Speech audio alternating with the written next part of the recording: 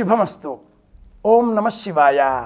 ఏకబిల్వం శివార్పణం. శివ సంబంధంగా మనం చేసేటటువంటి అభిషేకం అందమైనది, అపూర్వమైనది, అపురూపమైనది. పరమేశ్వరుడు అభిషేక ప్రియుడు, నైవేద్యములు లేని దైవం కనుక ఏ పదార్థమైన అభిషేక రూపంలో, ద్రవ రూపంలో స్వామికి సమర్పించాలి. ఈ సందర్భంగా మనం చేసేటటువంటి న్యాసము ఒకటి విశేషంగా ఉంటుంది. ఆ న్యాసం పేరే మహాన్యాసం. మహా అన్న శబ్దాన్ని శివుడికి మహాదేవుడిగా సంబోధించే ఆర్ష విజ్ఞానం, సంకల్పం అనే శబ్దం చెప్పినప్పుడు కూడా మహాసంకల్పం అంటూ జోడిస్తుంది. అదేవిధంగా న్యాసము అని చెప్పినప్పుడు శివ సంబంధంగానే మహాన్యాసము అనేటటువంటి ఒక చేసే ఆచరణలో ఉన్న క్రియాత్మకమైన విధిని సూచిస్తుంది. ఆపస్తంభుడు, బోధాయనుడు అనే మహర్షులు ఇరువురు ఈ మహాన్యాస ప్రక్రియను మనకు అందించి ఉన్నారు. ఇందులో బోధాయనోక్తమైనటువంటి విధి నేటి కాలంలో సుప్రసిద్ధం. న్యాసము అంటే ఏమిటి?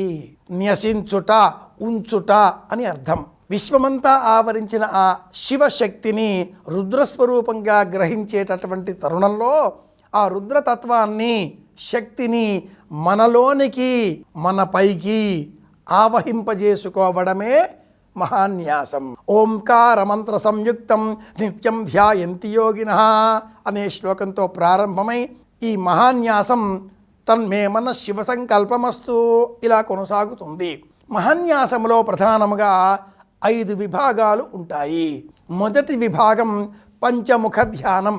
సద్యోజాతము, వామదేవము, అఘోరము, తత్పురుషము, ఈశానము అనే 5 పేర్లతో పరమేశ్వరునికి ఉన్నటువంటి పంచముఖములను స్మరిస్తూ 5 దిక్కుల 4 దిక్కులు కనిపించేవి, 5వ దిక్కు ఊర్ధ్వం వైపు ఇలా పంచముఖ ధ్యానము.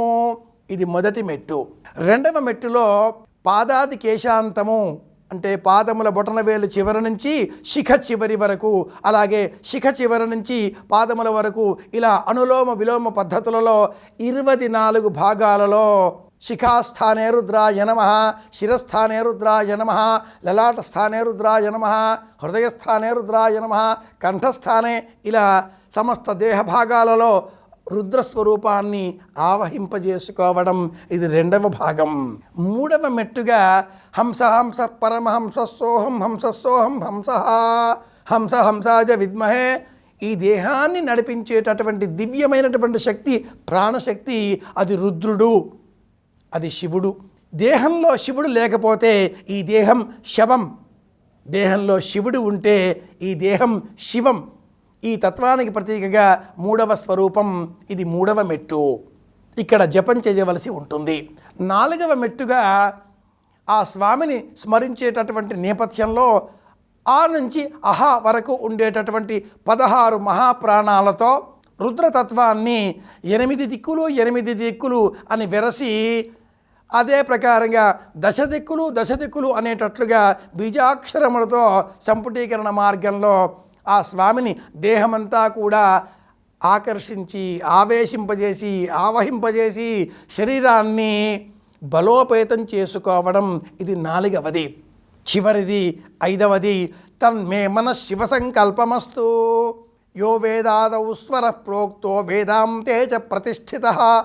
ఇలాంటి మంత్రాలతో 32 మంత్రాలతో శివ సంకల్పం లేకపోతే ఇంకా ఏది ఉండదు అని చెప్పడమే 5వ మెట్టు. ఈ విధంగా చేసేటటువంటి న్యాసానికే మహాన్యాసము అని పేరు. ఇలా న్యాసం చేసిన అనంతరం రుద్ర రూపాన్ని మనం పొందిన తర్వాత ఒకసారి చెబితే రుద్రం, అది లఘురుద్రం. 11 సార్లు చెబితే మహారుద్రం, లఘురుద్రం, మహారుద్రం, అతిరుద్రం. ఈ విధంగా ఆ రుద్రానికి సంబంధించిన నమక భాగాలు 1, 11, 122, 1400 క్రమంలో మహారుద్రం వరకు ఈ రుద్ర సంఖ్యలు శాస్త్రంలో చెప్పబడి ఉన్నాయి. రుద్రుడు కాకుండా రుద్రార్చన చేయకూడదు అనే వాక్యంలో ఉండే అంతరార్థం ఇదే. ఆ లింగాన్ని మన చేతితో తాకినప్పుడు మన మనసులో ఉండేటటువంటి ఈ ప్రాణశక్తి లేదా లోన ఉన్నటువంటి ప్రాణశక్తి ఆ లింగ రూపంలోనికి ఆరోపితం అవుతుంది. అభిషేకం చేసిన తర్వాత ఆ శక్తిని మళ్ళీ మనం తిరిగి తీసుకున్నప్పుడు శరీరం తిరిగి పునరుజ్జీవనం సంతరించుకుంటుంది. శివ స్పర్శ లేకుండా శివారాధన చేయకూడదు. శివరూపాన్ని పొందకుండా మహాన్యాసం చెప్పకుండా శివారాధన చేయకూడదు. మహాన్యాసానికి లఘు రూపం ఇంకేదైనా ఉందా?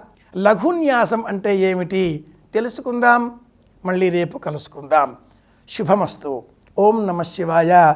ఏకబిల్వం శివార్పణం.